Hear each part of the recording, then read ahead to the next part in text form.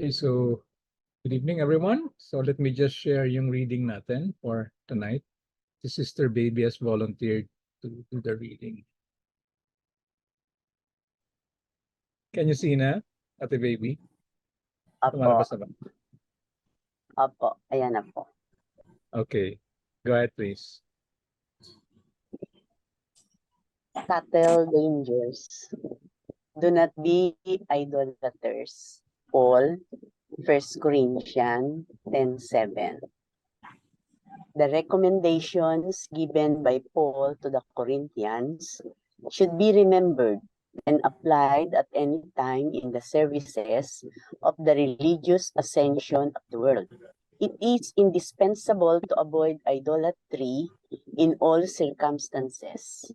Its manifestations always presented serious dangers to the spiritual life. The ancient beliefs are still replete with exterior cults and dead idols. The Consoler, who was sent to the world in the venerable Spiritist mission, will watch out for this poisonous process which paralyzes the soul. Here and there, signs of worship surge that are important to combat. No further use of idols in the human circles, or physical instruments supposedly sanctified for use in conventional ceremonies, but rather friendly entities and incarnate mediums that unconscious individuals inadvertently introduce into the frail altar of the fanciful honors. It is necessary to recognize that there lies a subtle danger through which innumerable workers have slid into the cliffs of uselessness. Taas ko lang ha. Inopportune praise customarily perverts the dedicated but inexperienced mediums, in addition to creating an environment of misunderstanding, which impedes the immediate interjection of the true friends of righteousness from the spiritual plane. No one should overlook the relatively imperfect spiritual condition that, as yet, is held by the discarnates that communicate and of the immediate necessities of life needed by the human mediums. Let us struggle to combat the false idols that menace Christian spiritism. Let its disciple utilize the ample resources of the law of cooperation, using his own personal efforts with sincere devotion to the task.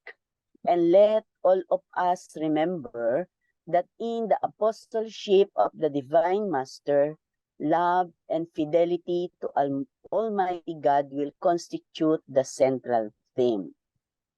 Okay po. Okay. Sige po, tuloy niyo lang po yung paliwanag. So sa pagkaintindi ko lang po, yung mababaw na pagkaintindi ko, tinutukoy po dito at sinasabi, kagaya nga po doon sa sinabi doon sa Corinthian, ito po yung nauukol doon sa pagsamba natin sa Diyos-Diyusan o yung doon sa mga huwad na sinasamba ng mga tao ng mga ibang relihiyon, na ang sabi doon tayo ngayon mag-iingat doon sa mga uri ng ganoong klase na pagsamba. Nasabi nga, kailangan kung maiiwasan natin yun, ating iwasan, pero hindi naman yun nangyayari sa lahat ng pagkakataon.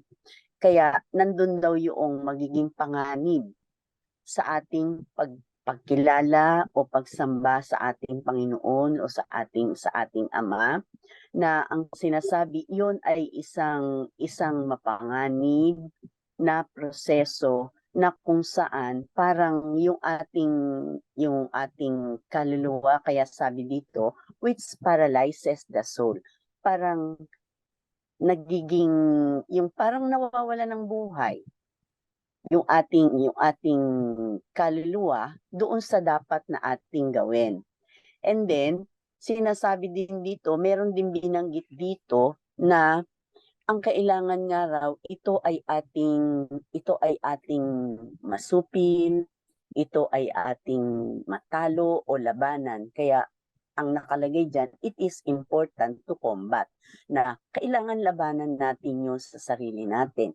Nagagamit tayo noong mga na katulad ng magsasite ako pero yun ay nagiging mahalaga para sa kanila, naging tuntungan din natin yun yung mga rebulto ng mga santo na nakita natin na siya nating unang paniniwala na ating pinamulatan, yung mga rebulto na yon na yun ay gawin lang natin na isang palatandaan kung ibig natin na makita na yun nga siya, na yun yung kanyang na halimbawa, yun yung si Apostol Juan, yun yung Panginoon, pero hindi natin yun kinakailangan na i-idolize, na gawin natin siyang parang Diyos na katulad ba noong sa banal na aklat, yung sa panahon ni Moises, na kung saan nung mawala si Moises, hinanap nila ngayon kung paano nila ipakikita yung pag-worship nila sa Panginoon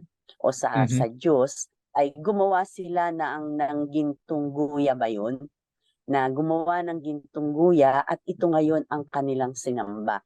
Doon tayo pinaiiwas dahil yun ay magiging isang malaking panganib o yung hindi magiging maganda para sa ating gagawin na magiging walang kabuluhan dahil yun ang ating nagiging idol, yun yung ating sinasamba, yun yung atin ang kinikilala, samantalang mayroon naman talaga ng tunay na Diyos. Kaya ang sabi nga doon sa bandang huli, gayahin daw natin yung ginawa ng mga apostol na pinakita kung paano yung kanilang sincere devotion, yung kanilang katapatan, yung kanilang pagmamahal nang walang pakunwari, wala ng pandaraya, wala ng panlilinlang, kung papaano ibibigay o ipakikilala at ipauunawa yung tunay na pagsamba sa ating Diyos. At sa atin naman, may binanggit dyan tungkol doon sa medium na kung ilalagay yon sa talaytayan, ito lalong hindi nararapat. Pero minsan, tayong mga mag-aaral, nagagawa natin yon nang hindi natin sinasadya. Halimbawa, yun bang pagpuri natin, pagbibigay ng praise doon sa mga talaytayan. Pinupuri natin, pinaparangalan natin, at yung iba, para bang ginagawa na ang tronong uupuhan yung mga medium, yung mga talaytayan, na yun ay nagiging isang panganib. Kasi doon nagsisimula yung hindi magandang nakikreate o nabubuo doon sa kalagayan ng isang talaytayan. Yun yung sinasabi para ba yung pagkalagi nating pinupuri, lagi nating pinaparangalan yung isang talaytayan sa mabuti niyang ginawa, doon sa naririnig niya, sa karunungang lumalabas sa kanya, hindi nalalaman accidentally o incidentally, ay hindi nalalaman na iyon ang nagbibigay ng daan para maging mataas, para maging mayabang, o para maging palalo ang isang talaytayan dahil para ba yung nakukondisyon yung isip na ma-mindset yung isang talaytayan na magaling ako, mahusay ako, ganoon na kaya kapag ka ito yung laging ibinibigay sa isang talaytayan, doon ngayon nahuhulog sa hindi magandang pagganap o kaya yung katangian, yung kaugalian ng isang talaytayan, yun ang hindi nagiging karapat-dapat. Kaya nga sabi, subtle danger. So, yun lang po yung aking naunawaan. Maraming salamat po. Napaka ganda po ng explanation, comprehensive na. So, magpatuloy na po tayo sa pagbibigay ng panalangin, panimulang panalangin natin. Na-mute po ninyo yung mic niyo. Sige po. Yeah. Tayo po ay manalangin. Amang makapangyarihan sa lahat, aming mahal na Panginoon, mga banal na batlayang sa amin ay namamatnubay. Sa sandaling ito po kami ay nagpapasalamat ng taos sa aming puso nang dahil sa muli ninyong ibinigay ang pagkakataon na kami ay muling magkasama-sama sa isang dakilang pag-aaral sa ikauunlad ng aming mga espiritu. Nawa po sa aming pagpapatuloy hanggang sa aming pagwawakas at pagtatapos, manatiling nagdala-dala namin ang liwanag ng kaisipan, ang kapayapaan at katiwasayan ng aming damdamin at kalooban at ang kahandaan upang ang lahat ng aming mapag-aaralan ay ganap naming maunawaan, mailagay sa pag-iisip, mailagay sa aming puso, at ito ay matutuwa namin ding mailagay sa larangan ng tunay na pagsasagawa. Ito lamang po ang aming sa inyo ay idinudulog sa pangalan po ng ating anak, ng anak na si Jesus, ngayon at magpasawalang hanggan. Amen. So, thank you very much, Siya Sister nawa. Babe. So good evening, Ate Zen, Sister Let, Brother Abraham, Lester. Welcome, welcome. So before we move on, no? Kasi kanina magkasama kami nila, Sister Zor, and Nani Loleng. Pumunta kami sa ilaw ng sanlibutan. Now, traveling back, sumabay ako sa kanila. Napag-usapan lang din namin, napunta sa usapan, yun ngang usual na transition. Ito kasi yung obserbasyon ko, no? Like sa mga lunduyan natin, halimbawa. Sinimulan natin ito ng, kumbaga mga fundador natin, talagang mga mag-aaral, seryosong mag-aaral ng spiritismo. Kaya nga nagtayo sila ng kapatiran ng Union, pati na ng mga kanya-kanyang lunduyan. Okay? Now, ang nakikita ko nga kasi na nagiging challenge, yung subtle danger na tinatawag, is kung magpapalit na ng generation ng pamunuan, na kumbaga yung mga fundador ay mawawala na, ay kumbaga sa pagpapalit ng mga namumuno, yung mga nangunguna sa mga dunduyan ay nababawasan. Na kadalasan ang nangyayari, hindi naman talaga masyadong nakakaunawa yung mga successor nila. Kung kaya nga yung sinasabi nga dito, unti-unti napapasok na naman ng mga outside influences na tinatawag, yung mga galing sa mga relihiyon. Na for example, isa doon is parang bang napakahabang mga panalangin. Sa ating mga spiritista, supposed to be payak lang na mula sa puso. So nagkakaroon ngayon ng formulas ng mga panalangin na napakahaba, minsan 10-15 minuto. Na pumapasok din ngayon dyan yung mga kantahan. Na sa tunay na mga pag-aaral ng spiritismo, ay wala naman yung mga ganyan masyadong palamuti. Dahil nga simple lang, payak yung pag-aaral. Alam din ni Sister Sorito dahil nakaka-attend na rin siya ng mga pag-aaral ng ibang mga spiritista sa Amerika. Na napakapayak lang, simple. Wala masyado ng mga ritos at seremonyas na lumalabas. Na kaya nga mahalaga yung mayroon sanang ganitong pag-aaral sa mga lunduyan para nga maging aware doon sa tinatawag sa binasa ni Sister Baby na subtle danger. Diba? Kasi nga, pag napasukan, unti-unti, yung ating pag-aaral ng ating kapatiran ng mga practices o gawain na nagmula sa iba't ibang na relihiyon o pananampalataya, unti-unting nadadilute.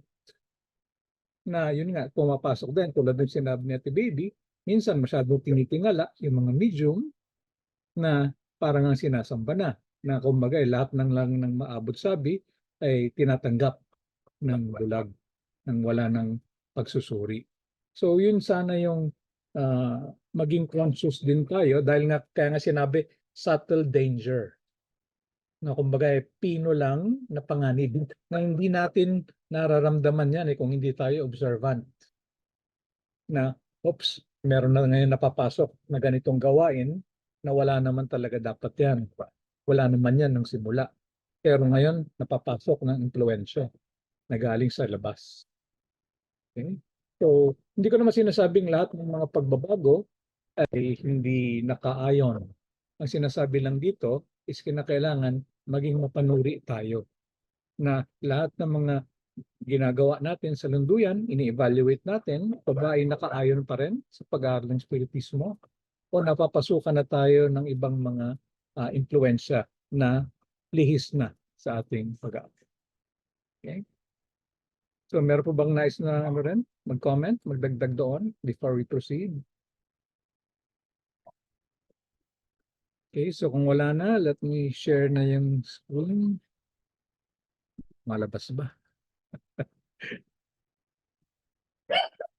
Okay, oops. Sandali ah. Nag-advance reading ako kanina. Okay.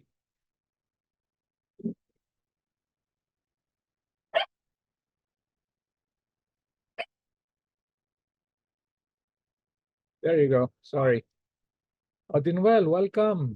Ikaw pala nandito si Sister Shore para lagi ka rin mag-ate. Pwede ikaw magbasa muna, Dinwell?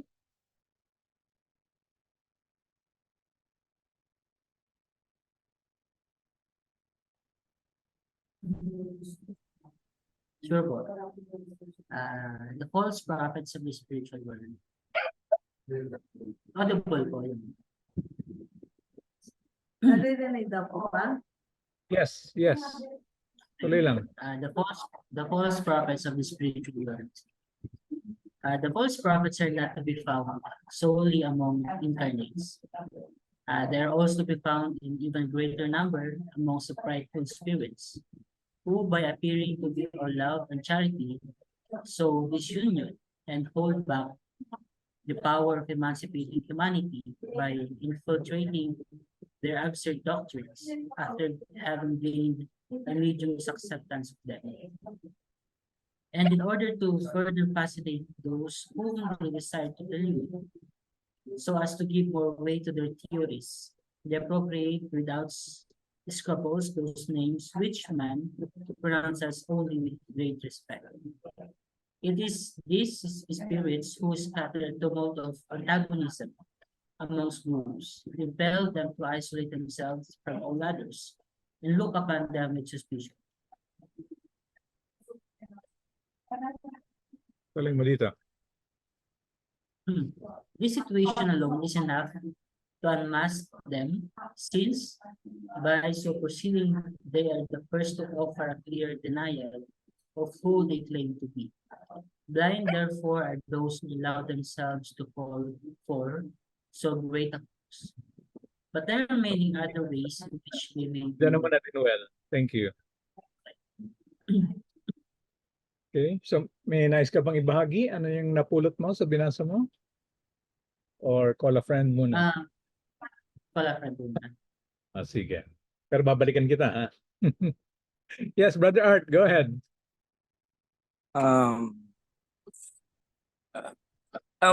Tinutukoy po dito yung false prophets, hindi lang daw yung mga tao, kundi pati na rin yung mga nagpapanggap na batlaya o mataas na espiritu. Yes. Naranasan na po namin yan sa loob ng lunduyan. Merong isang grupo na pumasok sa aming lunduyan na binigyan namin ng oras. Mhm. Ang kapansin po dun sa kanyang pamamahayag, una, pagpapakilala niya sarili niya bilang mataas na espiritu, No. tapos naghayag pa na walang pag-ibig. I mean, yun yung paglalarawan niya sa kanyang sarili. Tapos, kumbaga, pinipersonal niya ang bawat mga tao sa loob ng lunduyan na para bagang hindi kami nakakatupad o hindi kami gumaganap. Kaya parang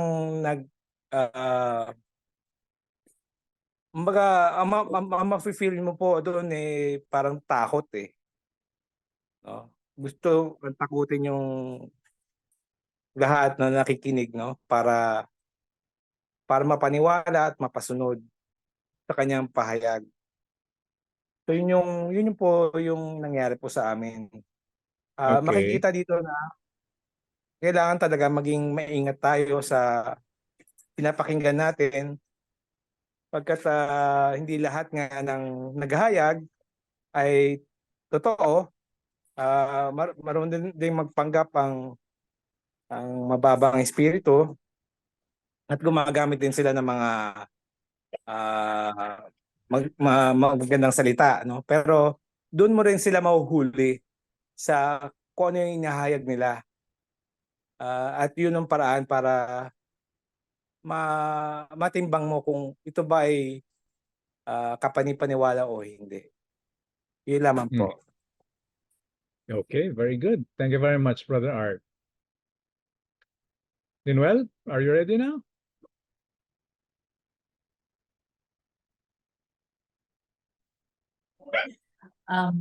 False prophets. May nabasa po ako dati sa aklat ng mga medyo, alaw sa aklat ng medyo, ng isang talent, ng isang spirit daw po na nagpapanggap sa katagalan ng panahon ay nare-reveal kung ito ay isang papandig lang.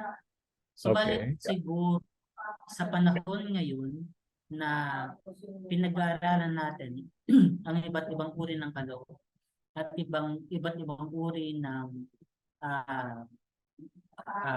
pagkilala sa mga dumarating sa atin, palagay ko dahil sa parang hindi na po siguro madali na makapasok yung mga ganitong uri ng mga mapanlin lang, sapagkat kung ang mga nag-aaral ay itinataas na nila yung kanilang kaunawaan, parang hindi na po, parang nuisance na lang sila na hindi na sila nakakapagbigay ng anumang danger. Kasi alam natin, in the olden times, dangerous ang mga false prophets. Pero up to this, sa mga panahon na to, I don't think so, na mga dangerous na sila dahil meron na tayong pagkilala sa kung ano yung naayon sa ite. Okay. Thank you very much, Dinuel. So, yung mga principles lang, i-review ko lang, na yung sinasabi nga natin, yung mga espiritu ng tao, tulad natin, mga inkarnado, hindi ibig sabihin na kapag namatay na tayo, kaagad din magiging marunong. So kung ano yung kalagayan ng espiritu natin habang nandito tayo sa laman, ganun pa rin yung kalagayan ng espiritu natin doon sa likod ng libingan. Okay? So clarify lang natin yun, So kung ano yung tayo ngayon, ganun din tayo sa likod ng libingan. Okay? Kung kaya nga sinasabi dito, they are to be found in even greater numbers. Diba? Dahil nga napakarami, walang espasyo daw na walang laman na espiritu, walang vacuum. So the whole universe is filled with spirits. So yung sinasabi nga, kung kaya nga, mas marami talaga yung mga disinkarnado than ng mga inkarnado, kung sabihin. Okay? Now, yung sinasabi nga dito, kaya nga, kinakailangan tayo ay maging maingat.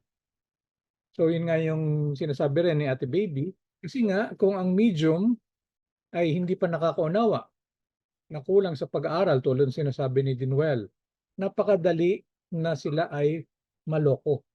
Dahil pupurihin yan Diba? Sasabihin, napakapapalad ninyo, diba? Pinili namin kayo, hinirang kayo. So, yun nga yung sinasabi din kanina ni Brother Art, magpapakilala yan na kung sino siyang mataas na espiritu. Baka sabihin pa siya si Jesus. Tapos sasabihin, baby, pinili kita dahil ikaw ang karapat-dapat kung kanino ko ipapadaan ang aking mensahe. Diba? So yung medium naman, may tuwan-tuwa. Diba? Dahil nga may kataasan pa So doon nagsisimula ngayon yung tinatawag na obsession na later on magiging fascination na yan. Na kumbaga hindi na ngayon niya kine-question kung ano yung tinatanggap niya. At yung sinasabi ni Dinuel, kukunti na yan ngayon, hindi ako sang-ayon dyan. Napakaraming mga lunduyan pa ngayon. Napakaraming mga medium. Ang nalilin lang pa Dahil nga, hindi sila nag-aaral, hindi nila alam, hindi nila nakikilala yung mga senyales ng mga mabababang espiritu na yan. Tulad nga sinabi ni Brother Art, unang-una, magpapakilala yan. Nakataas-taasang espiritu. Yun yung sinasabi dito, ginagamit yung mga pangalan which man pronounces only with great respect. Diba? Arcangel Miguel, Arcangel Rafael, si Jesus, banal na espiritu, the Holy Spirit. So pag ginamit na yung mga pangalan na yan, wala na, hindi na magke-question. Okay? Pero yung tunay nga daw ng mga espiritu na batlaya, mga banal, hindi yan mapagmataas. So simple kung magpakilala. At yun nga, hindi nila kailangan ideklara na ako, di ba? Sugo galing sa Diyos mismo, di ba? Pinadala sa inyo. Dahil sa pananalita pa lang nila, sa mga mensahe pa lang, makikilala na natin yung kaantasan nila. Sorry, Brother Ben, tataas ka ba kamay kanina? Sorry. Okay. Ay, nasabi mo na yung gusto kong sabihin eh. Pero yun sa may dadagdag ko na lang. Ayaw mo yan. May dadagdag ko na lang is yun nga, yung nabasa natin dito yung prideful spirits. So ibig sabihin, makikita natin ang kanilang estado sa pamamagitan ng kanilang mga pinapahayag na mga salita. Gaano man kaganda ang kanilang sinasabi, sa bandang dulo ay makikilala pa rin natin tulad ng pagkilala sa punong kahoy, makikilala sa pamamagitan ng kanilang bunga. So kahit na napakaganda ang sinasabi ng isang espiritu, malalaman pa rin natin sa bandang dulo kung ito'y naaayon sa pag-ibig na sinasabi natin. Yun lang po. So yung binanggit ni Brother Ben, yun nga yung sinabi din ni Dinwell, Sa simula, puro mga magaganda yung mga salita niya, di ba? Pinupuri kayo, di ba? So yun nga yung sinasabi nga natin dito, sinabi ni Dinwell kanina, pagtataan ng panahon, kapag mapanuri tayo, madudulas yan eh. Dahil nga yung sinasabi dito, sisingitan na, lalabas na yung kababaan. Dahil nga mag-ano na yan ngayon, magtatanim ng mga binhi ng hindi pagkakaunawaan, ng inggitan, ng pagbabahagi. So doon nga yung sinasabi natin na makikilala, tulad sabi ni Brother Ren, makikilala mo yung puno sa kanyang mga bunga. Sister Sar, you raise your hand?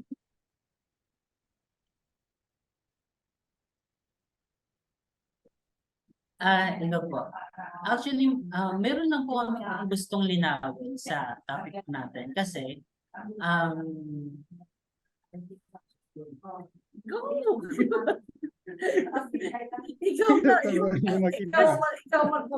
kasi meron tawag dito, parang paano po natin madidistinguish yung mga false prophets sa perspective ng spiritual world. Kasi po parang ang nagiging discussion natin is nakikilala natin yung mga false prophets ng spiritual world doon sa mismong talaytayan.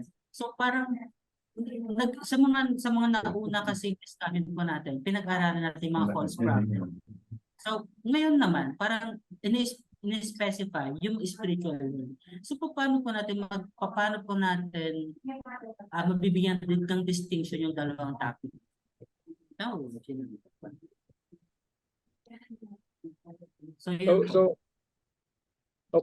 So clarify ko lang, So yung tanong mo is paano natin madidistinguish kung ito ba ay galing mismo doon sa espiritu or sa pamamagitan or sa medium lang, ganun ba?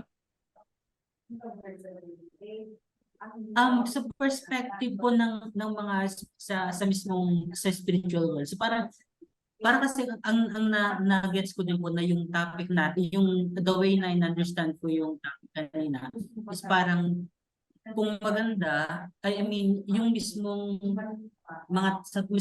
ang reference point po is yung talaytayan. Hindi po yung mismong mga spirito. Di po ba, itong topic na to, yung mga false prophets sa spiritual world, ang reference po natin dapat, yung mga spirito. So, ang gusto po namin malaman is meron bang way para ma-distinguish natin yung mga spirit na yun ay false prophet talaga o makikita at malalaman natin kapag sila na ay nagkaroon ng communication sa mga talaytayan talaga. So para kasi wala siyang pinagkaiba sa nauna nating topic na pinag-discussan natin about sa mga false prophet. Na ang reference point natin is yung mga talaytayan din. Okay, very good. I think I got it. Okay. So from my perspective, yun nga ang sinasabi nga natin. Unang-una, meron talaga ng mga sa likod ng libingan itong mga espiritu na mapanlin lang, na meron pang kataasan. Kaya nga tinatawag din na false prophet. Now, tanda natin, paano ba nangyayari yung mediumnidad? So, yung espiritu, hahanap yan nung, kumbaga meron siyang affinity. So, yung nga sinasabi dito, makakahanap yan ng medium na mayroon ng kataasan na hindi nakakaunawa, na madali ngayon siyang malinlang. Dahil nga gagamitin ng espiritu yung kataasan ng medium na para haplos-haplosin yung pride niya. Kumbaga ginugroom niya yung medium na kumbaga maging tanggapin siya. Yun yung sinasabi nga na kumbaga ma-obsess. Later on, ma-fascinate. Dahil nga, mayroon silang magkapareho na vibrasyon, kaya nga nagkakaroon ng bonding kung tawagin. So again, yung nga sinasabi natin, di ba? Hindi lang tayo, kundi lagi tayong mayroon. Tayong mga tao, mayroong mga espiritong nasa likod natin. Iba-ibang uri, depende na rin sa kalikasan nating mga tao. So kung ano yung kalikasan natin, ganong uri din ng mga espiritu yung naakit natin. So sa mga ganitong kaparaanan, yung mga false prophets sa mga espiritu nagkakaroon ngayon ng kaparaanan para ikalat yung kanilang mga sinasabi dito absurd doctrines. Yung mga kanilang mga paniniwala na wala naman talagang katotohanan. Ate Baby, may nais kayo dagdag bilang medium, Ate Sen, from a medium's perspective?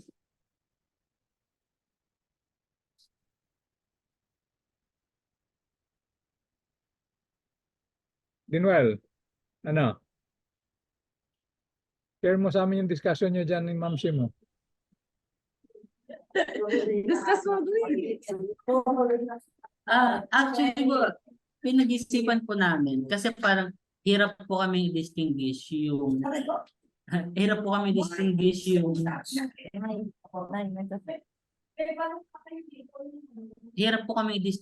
mga false prophet doon sa perspective ng spiritual o yung mga spirits po talaga.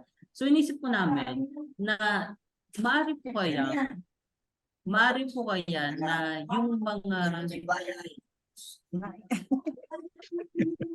Pasensya na po kayo, inisip po namin na maaari po kaya na yung tinutukoy natin ng mga false prophet ay yung mga tinatawag din natin na mga fallen angel. And which leads us to the next question. Kung totoo nga ba yung mga ganong tinatawag natin fallen angels na maaari din maging false prophet. So yun lang po yung siguro ang kalituhan namin as of this moment sa ating topic. Yun yung pinagdidiskusyonan namin na nasa ibang topic na tayo kasi yung prophet nung una na dinidiscuss natin sa laman. Ngayon dahil ito naman yung distinction naman ng false prophet in a spiritual, nandun naman tayo sa mundo ng kaya sabi ko, ang tinatawag siguro po false prophet yung katulad ng mga nasa fallen angels, di ba? Consider na sila kaya yung mga false prophet, kaya sila na consider na fallen angel. Parang ganon, doon sa kabilang mundo tayo, hindi lagi tayo bumabagsak doon sa may laman. Kasi yung distinction naman dinidiscuss ninyo kanina is with the laman, bumabalik tayo sa laman. Parang ganon. Sige. Si Brother Ben yata may nice dagdag. God, Brother Ben. Okay. Tinignan ko kasi itong ito. Yung mga halaw sa aklat ng mga medium. May Okay. nabasa ako dito doon pa sa umpisa. ang pangungusap ng mga espiritong lubhang unlad at may pagkasulong at kawagasan ay hindi lamang nagsasaad ng mga dakilang bagay, kundi ang kabuuan ng kanilang pahayag kailanman ay di kakakitaan ng pagpapaimbabaw. Tapos dito, ang mabubuting espiritu ay lagi nang ipinapayo sa atin ang pagsisiyasat sa kanilang pahayag at huwag dagliang tanggapin ang mga yaon. Ang mga espiritong di pawagas ay mahihigpit naman at nais na sundin agad ang kanilang pahayag nang wala ng pagsusuri. Ibig nilang tayo ay mailihis ng landas sa ating tumpak na pag-aaral. Yun na, yun yung nabasa ko dito sa aklat ng mga medyo. Yes. So kumbaga yan yung mga indicators na naman, ano, na kinakailangan Oo. maging aware tayo. Now, yung concept muna ng fallen angels, ano, hindi sa spiritismo yon, ano. Kasi parang sinasabi mo anghel na o mataas na espiritu na, bumabagsak pa. So yun yung concept ng fallen angel eh. So sa spiritismo, wala yan dahil supposed to be ang batas ay pagsulong. So hindi pa urong, walang paurong. Okay? Now, again, katawagan lang yan doon sa mga mabababang espiritu. Okay? So I think ito binigyan ito ng focus, sinasabing false prophets of the spiritual world, dahil nga tayo ay mga mag-aaral ng spiritismo. Na tayo ay nakikipag-ugnayan doon nga sa mga tinatawag nating mga espiritu na kumbaga isa talaga itong bahagi ng ating pag-aaral, yung pakikipag-ugnayan. Na nga, lalo na nga dito sa ating bansa, yung kaparaanan ng ating pag-aaral, karamihan sa ating mga lunduyan ay nakaasa pa rin doon sa mga abot-sabi lamang. Kung kaya nga, malaki ang peligro kapag hindi tayo mapanuri. Kung hindi natin naunawaan na marami nga ng mga espiritu sa likod ng libingan ang tinatawag nga din ng mga false prophets.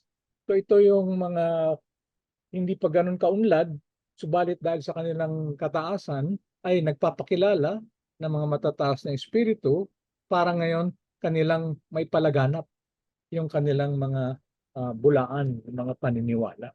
Okay? So again, kung ating unawain ng malawakan in general, pare-pareho lang yung sinasabi nga natin, yung mga kaantasan, may iba't ibang kaantasan. Okay? Merong mga mabababang espiritu na inkarnado, meron ding mabababang espiritu na disinkarnado. Okay? So kailangan lang nga maunawaan natin na iba-iba yung antas na kinakailangan ngayon, marunong nga tayong kilalanin ang mga yan. Whether nasa laman pa or nando na sa likod ng libingan. Kasi yung binanggit ni Brother Ven, makikita din natin yan eh. Di ba? Dito sa mga inkarnado. Yung mga tinatawag natin false prophets sa inkarnado. Na kumbaga gusto nila sinusunod agad. Kung ano yung sabihin nila, yun ang ipapatupad. Nang hindi na nila ngayon ginukuha pa yung opinion ng iba. Di ba ganyan din? May nakikita rin tayong mga ganyan sa ating mga opisyales. So walang kinaiba yan doon sa espiritu sa likod ng libingan na makikipag-abot sabi na sasabihin niya siya kung sinong arkanghel na kinakailangan sundin nyo ang aking sasabihin sa inyo.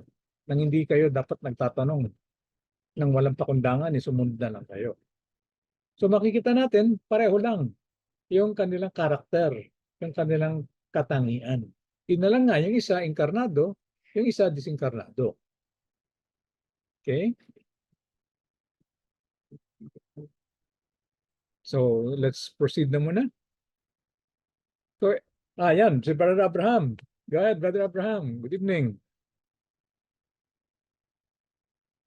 Good evening po. Kasi po masyadong disturbance tong paksa natin natin pagdating sa, siyempre lahat tayo nandito sa pananampalataya. Mm-hmm. At hinahanap din naman natin yung katwiran. Ay medyo komplikado sa bawat isa to. Lalo na yung mga bago pa lang, yung mga nagsusuri pala, parang nagbibigay ito ng irrelevant sa kanila eh. Kasi una-una, bago pa nga sila, hindi pa sila gano'ng nakapagsuri. Pangalawa, hindi pa gano'ng kalawak yung pangunawa nila pagdating sa mga bagay. Kaya medyo ito para sa akin, nakakaanong paksain to. Pero sa katotohanan, sa aking pagkakaunawa, dalawa namang klase talaga ang espiritismo. Ito yung mga nadadaya.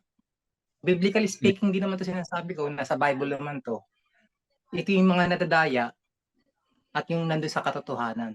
Yan lagi kong, kumbaga sa yan, lagi kong binibrief sa mga kakilala kong bago pa nakakaatin sa espiritismo. Kasi para maging aware sila na meron talagang mapanghikayat na espiritu. Na hindi dapat lahat ng sasabihin, uunawa, aanin mo, tatanggapin mo. Kaya kailangan tayo dito, matalas din yung isip mong magsaliksik. Pansinin yung mga bagay na itinuturo.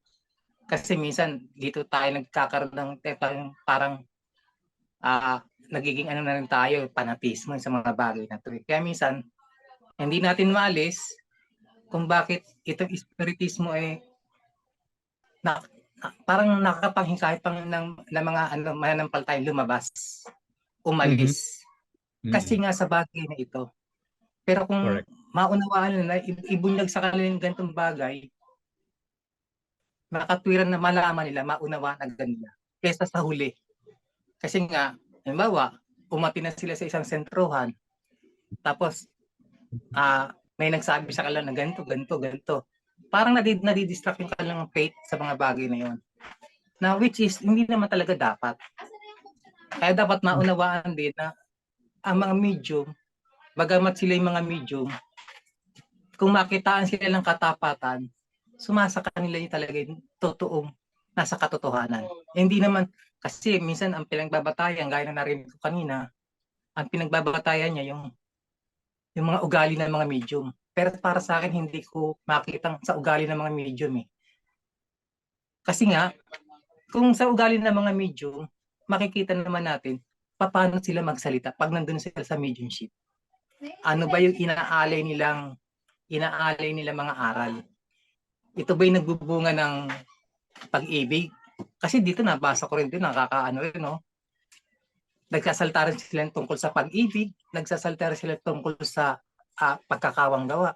Pero tingnan natin, hanapin natin, paano nila ibinibigay sa atin kung ano yung sinasabi ng pag-ibig at paano nila binibigay sa atin kung paano yung pagkakawang gawa.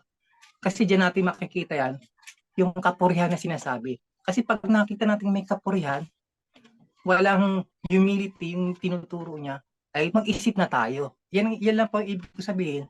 Kaya nga ang laging ko sinasabi, yung mabuti lang ang pulutin mo. At yung masama, itabi mo, pag-aralan mo. Kasi yun ang magbibigay sa'yo ng pagkatuto. Paano ba yung sinasabing faith? Kasi ang hirap talaga sa atin, naniniwala tayo, yung mga hindi nakikita, yung mga spiritual world. Ang hirap po niyan. Sa isang katulad natin na nandito sa espiritismo, mahirap hanapin yan. Mahirap makita yung katumpakan yan. Lalo na po yung sinasabing antas-antas natin, hindi naman tayo pare-pareho ng antas, hindi tayo pare-pareho ng kaangkihan ng pag-iisip, karunungan, katalinuhan, hindi tayo pantay-pantay dyan. Kaya minsan, hindi ko masisi yung iba, ba't tumatalikod? Ba't nawawala at umaalis? Pero kung pag-uusapan lang yung pananampalataya natin, pag ikaw naman kasi may faith, mayroon kang pananampalataya at katapatan sa iyong pananampalataya, nakikita ko, kahit sabihin mo may nangangaral sa iyo, hindi mo siya, kahit gano'n sinabi ng isang kapatid, kahit nakikita mo siya nangangaral, hindi mo lang siya titignan sa ganung anggulo. Basta pipiliin mo lang kung ano yung aral na ibinibigay niya sa'yo. Nagbibigay naman sa'yo ng katwiran at kabutihan. Pero kung alam mo naman, medyo parang inaanak pa na yung parang ibinibigay na sa isang bagay na pupulutin mo. Pero hindi, katulad ng halimbawa, yung mga yan, Latin na yan, laganap yan eh. Pag ibinigay sa iyo yung Latin at hindi mo naman naiintindihan, ba't mo bibigkasin? At sa akin kasi nangyari yan eh. Nung ako'y may dinaluan na isang sentro, talagang tinanggihan ko siya. Kasi sabi ko nga, yung isang bagay na hindi ko naunawaan, bibigkasin ko, baka ba sa banda huli ako'y maging alipin. Yun po ang ibig ko sabihin, na hindi lahat ng binibigay niya, tatanggapin mo. Kasi mag-aaral ka nga eh. Kung mag-aaral ka, susuriin mo rin kung ano yung pinagkakaloob sa iyo. Kasi kung baka mamaya eh, ito na yung pagkakataon. Kasi kung binigkas ko yung baka naging alipin nila ako, naging tagasunod na lang ako. Hindi ko binigkas, talagang tumanggi ako. humingi Okay. na lang ako ng pauman eh. Kasi nga, sabi ko nga, kung may katalinuhan ka naman na kailangan mo ipangatwiran, mga twiran ka. Kasi yan naman tinuturo ng talagang dando sa katotohanan eh. Yung mga Sige. bagay na hindi naman kanais-nais, na i-intake mo, ay wag. Hindi marapat sa isang mag-aaral yun. Ang isang mag-aaral dapat, ano lang siya, open-minded siya sa lahat ng bagay. Hindi parang fanatismo yung ginagawa mo. Yung iba nga dyan, nakikita ko, fanatismo sa medium, fanatismo sa espiritu. Hindi dapat ganun. Dapat bigyan Sige. natin ng justice yung pananampalataya. Nandito tayo ba? Kung tayo na may katapakan, yan ang ipagkakaloob sa atin ng Panginoon, yung katalinuhan na yan. Yan lamang po. Oh. Maraming salamat. Thank you very much. So address ko lang din yung nabanggit ni Brother Abraham sa simula.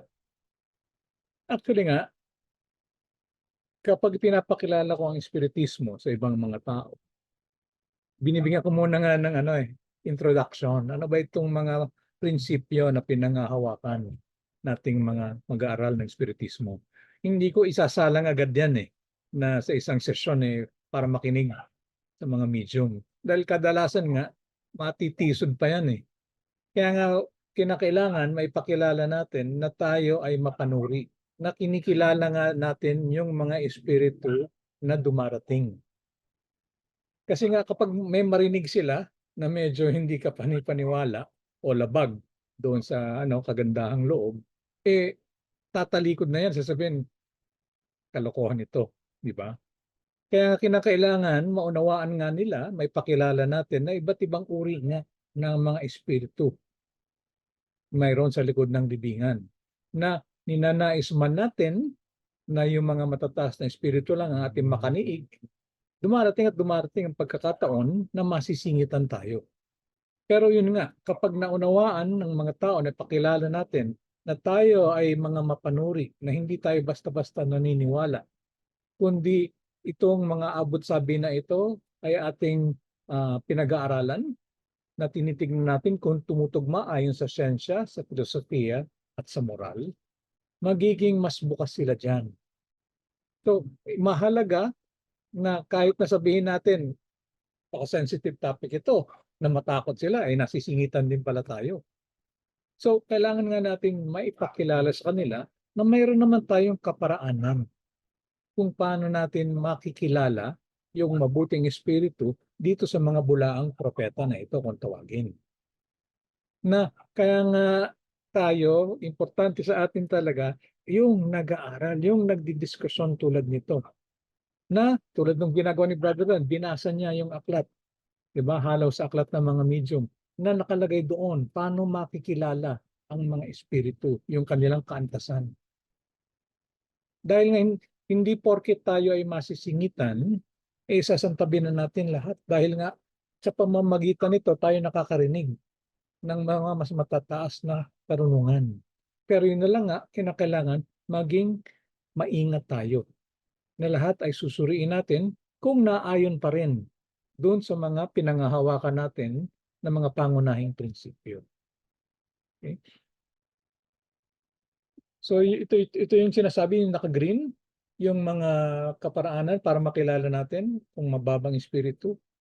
Na yun nga, lumilikha ng away sa pagitan ng mga grupo. Na itinataas nila yung kanilang sarili, isolate themselves from all others. Okay? Na kumbaga kami lang, tinasara nila yung kanilang samahan. And look upon them with suspicion. Na kapag mayroon ng mga bago, ng mga kaagad masama yung tingin sa kanila. Hindi bukas, sarado agad. Yun yung ibig sabihin, look upon them with suspicion. Sa halip na maging bukas, na kumbaga tatanggapin, na nais din mga makipag-aral, ay hindi. Kumbaga sila-sila lang. Na ito naman ay makikita din natin, di ba, sa mga relihiyon, sa mga pananampalataya, kung tawagin, na very close sila sa kanilang mga sarili lang. So kaya nga, dito sinasabi, kaya nga madali natin makilala Na teka muna, bakit sinasabi nito na kumbaga itiwalag nyo yan? Huwag niyong pakisamahan yan. Hindi ba nga itinuturo ni Jesus, mahalin pati ang mga kaaway?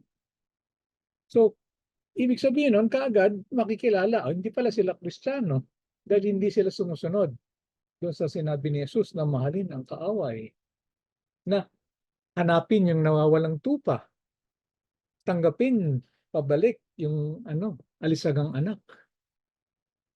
So, mga aral ni Jesus na hindi kaagad nila sinusunod. Nagtataboy sa halip na nanghahalina. Cesar Sar, you raise your hand, or Dinuel, ikaw ba yan?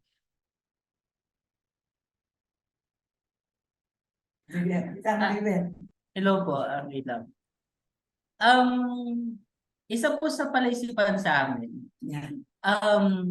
Bakit po yung pag binabanggit yung salitang propeta, ang reference point po natin agad ay mga talitayan. Automatic po ba ito na dapat na nire-reference natin na pag sinabing propeta ay mga talitayan? Yun po. Napasok lang Isa yung sa mga talay-tayan. Napasok lang yung talay-tayan dito. Supposed to be nga, through the mediums, nagpapahayag. So, hindi ba sinabi ko nga kanina, tayo nga kasi lipunan ng mga mag-aaral ng Espiritismo na gumagamit tayo ng mga mediums upang makapag-abot sabi doon sa mga espiritu sa likod ng libingan, kung tawagin natin. So, kaya nga nabanggit dito yung mga medium na tinatawag. Pero yun nga, kung malalim na yung pag-aaral, makikita natin, di ba, na sa pamamagitan din ng mga tao na na-o-obsess, nakakapamahayag din yung mga espiritu doon sa pamamagitan ng mga taong obsessed. Yung mga taong na-influensya nila, nasasapian nila kung tawagin. Na pwede rin sabihin na isang uri din ng mediumnidad. Dahil nga, bagay, i-influensyahan sila. Nagagalaw sila. Mr. Sor, ano yung tanong mo? Mother, Paano naman kung ang nakainig, ang may kababaan, ang espiritu? Ano masasabi mo ron? Kung inaakala niya mababa ang sumasali, hindi ba natin pwedeng isali ang nag-aaral na mayroon din kababaan ng pagkaunawa? Hindi lamang ang mga salita ng mga pahiwatig o salita ng mga espiritu sa medium, mayroong kamalian. Hindi kaya meron din kamalian ang pag-aaral sapagkat ang mag-aaral hindi rin perfecto para maging tamang-tama siya. Hindi lamang ang mga mababa, ang mga espiritu sumasakay sa medium ang pwedeng gumamit ng kababaan, pwede rin gamitin ang mga nag-aaral ng kababaan sapagkat kinukulang din sila ng pagkaunawa at sapat na kaalaman. Yun lamang po, mahal na guro. May katotohanan yung sinasabi ni Nanay Loleng. At totoo naman yan. Kaya nga makikita natin, yung mga abot-sabi sa iba't ibang mga sentro ay sari-sari din. Bakit sa karamihan ng mga sentro sa norte, hindi nababanggit ng tungkol sa reinkarnasyon, sa karma? Dahil nga hindi patanggap dun sa mga kapatid na yon. Kung kaya nga, puro Biblia pa lang din, mga sitas. Dahil nga, kanya-kanya. Kaya nga din, di ba sinabi na natin, may iba't ibang relihiyon. Dahil nga may iba't ibang pananggap ang tao sa revelasyon ng Diyos. Iisa lang ang revelasyon ng Diyos. Di ba? Isa lang ang katotohanan ng Diyos. Pero iba-iba yung pagtanaw ng bawat tao. At nagsasama-sama ngayon yung pare-pareho, yung kanilang pangunawa, at sila ngayon ay bumubuo ng kanilang mga relihiyon. Ayon doon sa kanilang sama-samang pagkaunawa, magkakaparehong pagkilala doon sa tinatawag na Diyos. Okay? So katotohanan, sinabi ni Nanay Loleng, may kanya-kanya talaga. Ngayon nga, doon ngayon nga natin, sa isang talagang seryosong mag-aaral, makikita natin yung pagkakaiba ng mga yan. Kaya nga makikita natin, di ba, merong mga lumilipat ng sentro. May lumilipat ng sentro, may lumilipat ng relihiyon. Dahil nga nag-iba na yung kanilang pananaw hindi na sila nakokontento sa kanilang narinig, sa kanilang sentro, sa kanilang simbahan. At maghahanap sila ngayon ng mas malawak na karunungan, mas malalim. Kasi nga, batas ng halinahan. May kanya-kanya tayong kinalalagyan sa kasalukuyan. Sister Sor, ikaw ba yan? Bakit ba ako lagi tinatawag? Hindi ako kasali dyan. Pangalan mo kasi, Dagdag alam ko sino. dagdag po namin. Kapag po ba ang isang spirito mababa, nangangahulugan na siya ay isang huwad na. Kasi inisip po namin yung mga nakipagtalastasan sa ating mga spirito familiares. Sila po ba ay may tuturing nating huwad na? Huwad? Dahil sa sila mababa. Hindi huwad. Dahil meron pa siyang kakulangan. Very good question. Di ba? So, yung sinasabi nga natin ngayon, ano ba yung puwad? Kasi mayroon naman na mga espiritong sabihin natin na sa mababang kalagayan pa, na umaamin naman hindi ko alam. Wala akong alam. Kulang pa ang aking karunungan. Maaari bang makipag-aral sa inyo? Ito yung aking naunawaan. Di ba kaya nga dito sa atin, may ground rule tayo eh. Sasabihin natin, opinion ko lang ito. Ito ang aking opinion. Ito ang aking kuro-kuro. Hindi natin ipipilit ang ating sarili. Ang mga huwad, ito yung sinasabi nga dito. Di ba? Infiltrating their absurd doctrines. Ipipilit nila yung mga doktrina, mga prinsipyo na obviously naman na hindi nakaayon doon sa mga pinangahawakan nating prinsipyo. Halimbawa, di ba? Lagot kayo. Paparusahan kayo ng Diyos kapag kayo ay nagkasala. Oh, teka, ang Diyos ba nagpaparusa? So dito nga natin masasabi, hindi lahat ng mabababa na espiritu ay huwad. Ang sinasabi nating huwad ay yung mga nagpipilit nang hindi naman nila alam kung ano ang kanilang sinasabi. Na para sila ay paniwalaan, gumagamit lang ng pangalan. Di ba? Gumagamit lang ng pangalan ng mataas na espiritu. Na makikita mo naman doon sa kanilang binibitawan ng mga abot-sabi ay walang kataasan. I mean, walang kaangat, hindi angat, na doon lang sa baba, napakababaw ng mga abot-sabi. So yun yung pagkakaiba nun, ha? Hindi lahat ng mga huwad, hindi pare-pareho yung mga mabababa, may kanya-kanya. Now, makikita rin natin na pinahihintulutan yung mga huwad na makapag-abot-sabi din para nga matuto naman yung mga tagapakinig. Okay? Naunawaan nyo yan? Kasi tatanungin, teka muna, obviously naman, kumbaga, mababang espiritu yan. Bakit pinayagan ng protector? Or bakit pinayagan ng mga matataas na espiritu? Kasi nga, para matuto ang tao. Kaya kinakailangan sila, maranasan nila, yung sila ay madapa, na sila ay mapariwara dahil sa kanilang bulag na paniniwala dun sa mga abot-sabi. Dahil hindi sila nagsusuri. So again, kadahilanan ay para maging kaaralan. Any comments? Brother Allen, good evening. Baka may gusto kang idagdag sa usapan natin.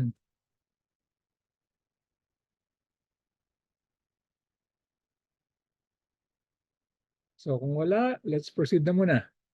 Brother Ben? Sige, nagtaas si Brother Ben. Sige, ano man opinion mo? May kuro-kuro kayo share? Kasi nga, yun, naiisip ko din na yung mga espiritong bumababa ay nakaayon din dun sa mga mag-aaral na nakikinig. So ibig sabihin na ang elementary hindi pwede magturo doon ng yun yung ituturo mo na doon yung mga pang high school o kaya pang college. So ibig sabihin kung ano yung mga espiritong bumababa ay siguro nakaayon doon sa mga tagapakinig lamang. So kung halimbawa ituturo niya yung pang high school, elementary pa lang yung nakikinig, hindi nila maunawaan yung kanyang ituturo. Yun yung naisip ko lang naman. Yes. Okay. Thank you. Very good. Yes, Brother Abraham, go ahead. Kasi ang tanong kung bakit pinahihintulutan ng mga matataas na espiritu yung mabababa. Kasi ang katangian kasi ng mga banal na espiritu, mapagpahinuhod. Mapagpahinuhod sila dahil sa sinasabing pag-ibig. Kaya na pinahihintulot yun. Ngayon, sang-ayon na lang ito sa tagapakinig. Kaya nga lagi sinasabi, pag-aralan siya sa atin sa liksikin Kaya minsan nagkakaroon tuloy ng parang hindi na natin nauunawaan ano ba talaga yung totoo, ano ba yung hindi. Pero dahil nga sa ganung mga bagay, 'di ba, lagi naman sinasabi ng mga espiritu, yung baka pag ginigikan mo, wag mong bubusalan yung bibig. Kasi nga yun yung tanda na tinatanggap mo ang lahat. Ginaganap mo yung isang bagay ng pag-ibig. Isang pag-ibig to, isang malawak na katangian ng pag-ibig to Yung tanggapin mo ang lahat. Pero hindi naman sabihin tanggapin, baka maligaw ka na sa pag sinabing tanggapin mo na, tatanggapin mo nga. Nasa sayo pa rin yung judgment. Ikaw pa rin mag-aan sa sarili mo. Tama ba itong sinabi ng Espiritu o hindi? Kasi marami kasing minsan hindi naman natin masasabi na ito namang nagtapapahayag lang naman ang nagbibigay aral sa atin Tayo man nagbibigay aral sa atin 'tong mga hinahayag nila. Kasi minsan kung tayo naghahanta mga bagay na kapakipakinabang ng pansarili natin, nadadaya rin tayo. Kaya dapat malawak din ang ating pag-i-issue sa mga bagay ito para hindi tayo tuluyang maligaw. Yun lang ito para sa akin. Yes, thank you very much, Brother Abraham. So yun nga, kaya nga yung tayo mga spiritista sinasabi natin, di ba, bukas na pag-aaral. So kaya nga sa mga lunduyan natin, or at least sa amin, bukas yun So hindi kami maghahanap sa iyo ng ID, ng mission permit, di ba? Kahit na galing ka sa ibang relihiyon, kung nais mo magsalita, bibigyan ka naman ng oras. Na yun nga kaya pinahintulutan yon sa amin is para maging kaaralan din. Para mapakinggan natin, okay, ano ba yung pananaw naman ng mga iba? Na nandun na ngayon yon sa Pangulo, yung responsibilidad sa kanyang paglalagom, na may paliwanag niya. Ano yung pinagkaiba nung narinig mula dun sa bisita, doon sa tinuturo naman ng Espiritismo. So makikita ngayon, iba, yung mga pagkakaiba, yung mga pagkakatulad. Na bahagi nga ito ngayon ng pag-aaral. Thank you, Brother Abraham. Brother Alan, may nais ka dagdag? Naalala ko lang yung sinabi sa isa sa mga abot-sabi, para huwag tayong maligaw sa ating pangunawa sa pakikinig. Kinakailangan daw may himig ng pag-ibig yung sinasabi ng Espiritu. Yan, isa yan sa formula para daw makilala natin kung ang Espiritong nag-aabot sabi ay may katotohanan ng kanyang nais iparating sa mga nakikinig. Yan ang siguro kasi kinakailangan natin ng malalim na pag-aaral. Dahil wala namang iniwan sa buhay ang mga espiritu. Di ba? May mga tao na, di ba, nagpunta tayo sa isang organisasyon, may mga nagsasalita sa harapan, kanya-kanya ng opinion. Di ba? Ganyan din ang mga espiritu. Wala rin iniwan sa buhay na tao yan. May kanya-kanyang opinion. Gusto nilang magbigay ng kailangang mga puro-puro. Kaya kailangan, yung mga nakikinig, wise sa kanyang pakikinig. Kailangan mayroong wisdom. Yes. Sabi nga. Yun lang po. I like that, himig ng pag-ibig. Wow. pero di ba may katotohanan na yun nga, yung mga pananalita, dapat wala tayong makitang bahid, di ba, ng puot o galit o pagmamataas, kundi pag-ibig. Na kumbaga wala tayong itinuturing na nakaaway, na lahat ng yan ay mga kapatid, na kahit na mababa yung kalagayan nila, naunawaan natin na nando pa sila sa kalagayan na yon, na hindi pa lang sila umaabot doon sa mga mas matataas na kalagayan. Okay, so maganda yung sinabi ni Brother Alan, na tayo rin siguro sa ating pananalita, maging maingat tayo na kinakailangan laging mayroong himig ng pag-ibig. Dahil aminin naman natin, di ba? Madalas pa rin tayong nadudulas Nakakapagbitaw tayo ng masasakit na salita.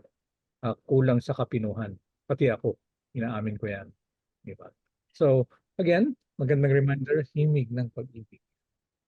Sige, so let's move on. Brother Van, ikaw ang ano? Next in line. Can you read, please? Hindi ko suot yung reading glass ko eh. Pass ka mo na ba?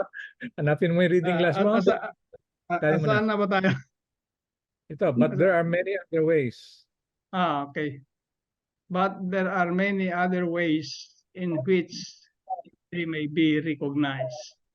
The spirits of this particular category to which they say they belong have to be not only very good, but also eminently rational. Well then, put all their doctrines through the test of reason and good sense and see what you have left. You will then agree with me that every time a spirit indicates thing of a utopian, childish, impracticable, or ridiculous nature, or formulates a dogma, which the most rudimentary Notions of science. notions of science contradict. As a solution for the problem of humanity, or as means of achieving their transformation, then these ideas can only come from a very ignorant or lying spirit. Okay. On the dyan other muna. hand, Ako na, brother. Dahil Hmm. maganda, ano na to. Sige, may nais kang idagdag? Or i-share sa nabasa teka mo? muna, susunod ako. Sige, sige. Yung iba muna. May gusto mauna? Lester, good evening. Baka gusto magsalita. Good evening po. Good evening. At least you're there. Okay, so quickly lang, let me share with you. So yun nga yung sinasabi natin, tayong mga mag-aaral ng Espiritismo, lagi tayong mapanuri. Now, di ba sinabi nga natin, tatlong aspeto, siyensya, filosofiya, moral. So yung sinasabi nga dito, na hindi lang kinakailangan, di ba, maringgan natin na magmahalan kayo, di ba, matakot kayo sa Diyos, but also eminently rational. Ayan, rational meaning pumapasok yung katwiran, lohika. Okay? Yun nga sinasabi natin. Espiritismo sinasabing walang impyerno dahil ang isang Diyos na wagas na pag-ibig hindi lilikha ng isang impyerno. So, yun kaagad. Alam natin, hindi. Diba? Na ang Diyos ng pag-ibig ba nagtatangi? Wagas na hustisya? Meron siyang mga pinipili? So, hindi katanggap-tanggap sa katwiran. Labag sa katwiran. Na, kumbaga, meron na bang mga, hinirang na mga anak ng Diyos? Sila lang ba yun? May pagtatangi. Kaya yun yung sinasabi natin, test of reason and good sense. Ito pa, sinusubok ng Diyos si Ben, kaya siya binigyan ng cancer. Huh? Hindi ba alam ng Diyos kung anong kakayanan ni Ben? Sino ba lumikha kay Ben? Saka akala ko, ang Diyos, alam ang lahat. Alam kung anong nasa isip ni Ben dahil andyan ang Diyos sa ating lahat. So bakit sinasabi niyo kaya na kailangan subukin? Di ba? So hindi walang good sense. Walang katwiran, no? Labag sa katwiran. So yun yung sinasabi natin, na yun nga, di ba? Sinasabi din nga dito. Kapag meron tayong narinig na doon sa laman ng abot sabi, na parang, teka muna, hindi natin makatwiran yun. Katawa-tawa. Di ba? Yung sinasabi, childish. Babaw naman nun. Di ba? Na utopian. Utopian is parang napakadali. Di ba? Napakaganda na raw.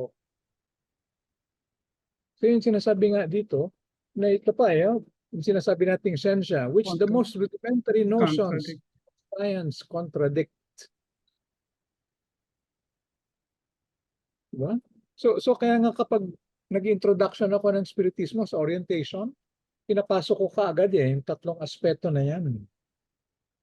Siyensya, filosofiya, at moral. Dahil nga walang itinuturo ang espiritismo na hindi nagtutugma-tugma sa tatlong aspeto na yan. Kaya nga napakatibay napakadakila ng espiritismo. Dahil nga walang kontrahan sa siyensya, sa filosofiya at sa moral. Brother Ben, go ahead. Napindot ko pala. Okay, tuloy ko na lang. Okay, so bigyan ko lang ng isang example siguro dito. Kung sa minsan na pag-uusap namin ng aking kabiyak, ay nababanggit ko rin yung mga ang pag-aaral ay naaayon sa siyensya, sa filosofiya at moral. Sabi ko, magbigay ka nga ng halimbawa, sabi ng aking misis. Tignan mo, nung unang panahon, pag nakakita ng rainbow, is may himala, may ano yung tawag dito? Himala dahil mayroon daw gold doon sa dulo ng rainbow. Ano ka, maniwala ka doon? Sabi ko. Sa siyensya, sinasabi niya na yung the law of affinity, yung spectrum na sinasabi na lahat ng kulay magsama-sama pag nasinagan ng araw, sinagan ng ilaw. Sabi ko sa kanya, yun ang paliwanag sa siyensya, hindi yan derakulo. Sabi ko. So, minsan natatawa na lang aking kabiyak sa akin. Sabi niya, nasisiraan ka na yatang ulo sabi niya sa akin. Minsan. Ayun lang muna. Okay, so very good. Yes, di ba? Yan yung mga, sige nga, can anyone give an example? Halimbawa? Na hindi nga mga pinapabulaanan ng katwiran, ng siyensya, ng moral, yung mga paniniwala ng ibang tao. Diba? Nagbigay ako ng example kanina, yung konsepto ng isang impyerno. Kasi kapaniwalaan niya sa ibang relihiyon. Pero yun nga, kung gagamitin natin ang katwiran, ang Diyos ay wakas na pag-ibig, na ibig sabihin nun, walang limitasyon yung pagmamahal niya. Na kahit gaano ka kasama, mahal ka pa rin niya. Na hindi kanya itatapon sa isang impyerno upang doon ay magdusa panghabang panahon. So labag yun sa sinasabing ang Diyos ay wagas na pag-ibig. So ano pa yung mabibigay niyong halimbawa? Mukha nung ang Diyos ba ay nagpaparusa. Okay, sige. Bigyan mo ng katwiran, kapatid. Ang sinasabi nga natin, ang Diyos ay pag-ibig. Bakit siya magpaparusa? At saka, ang isa pa diyan ay alam na ng Diyos ang mangyayari sa iyo simula pa ng isilang ang kaluluwa natin. O ginawa ng Diyos ang ating mga espiritu. Ay alam niya na ang mangyayari sa atin. So bakit tayo paparusahan? So kung nandun yung pagpaparusa, siguro yung pagpaparusa sa salita lang ng tao yun Ang magandang tema dyan is yung ganting galaw Gumawa na ang Diyos ng mga batas. Upang halimbawa na ikaw ay nakapatay, hindi ka naman papatayin kundi ipaparana sa iyo yung damdamin ng isang pamilya na namatayan.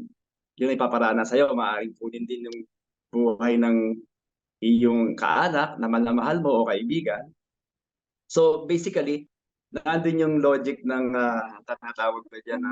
Wala dun yung sinasabi na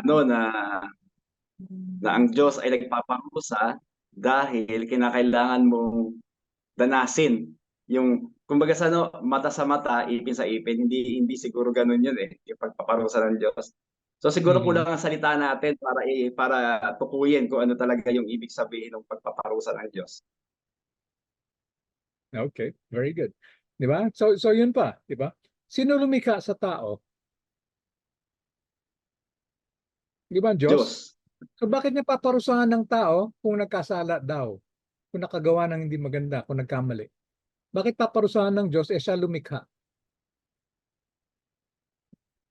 Makatwiran ba yon?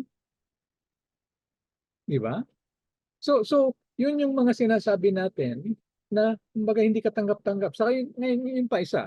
O bakit usually paparusa? Bakit mo gusto magiganti? Dahil nasaktan ka.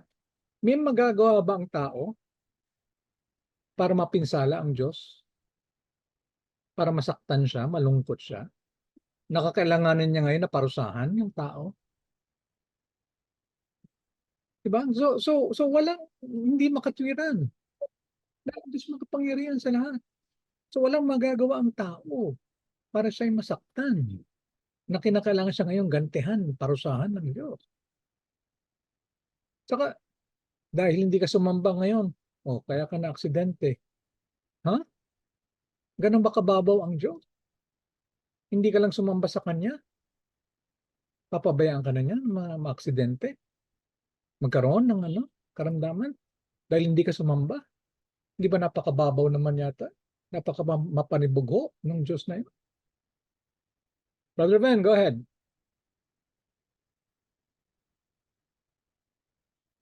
Nangyayari kasi yun yung mga pagkaunawa ng ganun dahil nga sa kulang ng pagkaunawa nga sa tinatawag na katangian ng Diyos. So sa aking mga naging karanasan din, dinaanan ko din yung sabi ko na hinahambing ko kasi ang Diyos na may katangian na parang tao.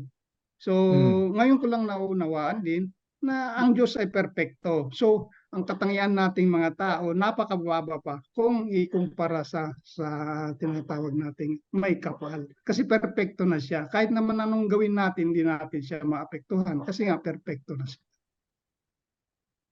Yep. Okay. Thanks, Brother Ben. Brother Abraham, go ahead. Hindi naman kasi tinuturo sa atin yung maliligtas tayo sa lahat ng pagkakataon. Dahil nga sabi, dumadaan tayo sa batas ng bayad utang, tayo sa kabahagi ng sanlibutan, tayo nandun sa yung hampas ng kalikasan, hindi tinuturo sa tayo maliligtas dyan. Kaya malinaw yan na kung yan ang mababanggit sa iyo, ewan ko, hindi ko alam. Pero may sinasabi sa banal na kasulatan. Ang sabi ron, sinabi ng Panginoon, hindi ko kayo pababayaan. Yan lang ang pag-aralan. Yung hindi ko kayo pababayaan. Kasi malawak na yan, malawak na salita ng Diyos yan na mahirap maunawaan. Pero sa Espiritismo, sinasabi naman sa atin yung mga katumpakan dapat natin gawin para yung mga bagay na mangyayari sa atin, matanggap natin na maluwalhati. Yun lamang para sa akin. Yep, very good, Brother Abraham. Thank you. Brother Ben, may papahabol ka. Brother Abraham, maganda yung sinabi niya na hindi tayo pababayaan talaga ng Diyos kasi ang gusto niya sumulong tayong lahat at marating ang kawagasan. Yun, hindi tayo pababayaan ng Diyos. Ang mga nakikita lang natin na nangyayari na akala natin ay masama o hindi mabuti sa atin ay isang instrumento para tayo sumulong. Yun ang mga aking pagkaunawa. Very good. So napasok ang hindi pababayaan. Nung lesson namin, nung nakaraang Huwebes sa isang klase, napag-usapan nga yung hindi pababayaan. Ang sinabi nga doon is, kumbaga walang ibibigay sa atin na suliranin na hindi natin kayang malampasan o mapanagumpayan. Okay? Kasi nga ang hinambing noon, ang Diyos ba, kunyari ang isang guro, di ba? Sabihin natin ang estudyante niya, mga elementary students, hindi niya bibigyan ng exam sa calculus yung mga grade 6. Dahil nga, pag ginawa yun, hindi ngayon magiging makatwiran yung guro. Teka muna, wala pa dumaan yan sa trigonometry, sa geometry, bakit mo bibigyan kagad ng exam sa calculus? Di ba? So, ganun din ang Diyos. Hindi tayo babayaan na ipanganak na muli dito na harapin itong mga suliranin sa ating buhay nang wala pa tayong kakayanan na maalpasan yan. Okay, napapanghawakan niyo ba yan, mga kapatid? Lahat ng suliranin na ating hinaharap, may kakayanan tayong maalpasan yan. Dahil nga hindi tayo bibigyan ng suliranin na hindi natin kaya. Kasi kung ginawa yon, ibig sabihin, hindi makatwiran ng Diyos. Walang hustisya. Sa makatuwid, hindi dapat tayo mawala ng pag-asa talaga. Sabihin natin, kaya ko ito. Kaya kong pagdaanan yan. Kaya kong dalhin. So, di ba, napaka-encouraging na, oo nga, dahil ang Diyos ay wagas na katwiran, wagas na hustisya, wagas na pag-ibig, hindi tayo bibigyan ng suliranin na hindi natin makakaya na dalhin. Okay? Pangawakan Parang mo may yung- gustong sabihin si Apo, Apo Dinuelo. Apo Dinuelo, parang may ibig bahagi Ay, dyan. bisita ka eh. Ano yung, sige, go ahead. Yung Dinuel. Yung, Alan, sorry, may sinasabi ka. Go ahead. Galing yan kay Ay, mother, hindi sa amin. So sorry. Sandali. Sandali, Brother Alan. Nanay Zor. Ay, Nanay Zor. Nanay Loleng, ano pang nais niyong sabihin? Yung bakit naman ano lang, sa pasyon lang ng isang mga pangungusap na gusto ko rin malaman ang katotohanan. Kasi, siyempre, pag-aaral tayo, binanggit ng aking kapatid na si Ben, na hindi tayo pinababayaan ng Panginoon. Diba? Opo. Kahit pinababayaan din tayo, para sa akin lang naman yun. Pag-aaral na tanong, hindi ko naman sinasabi yun ang totoo.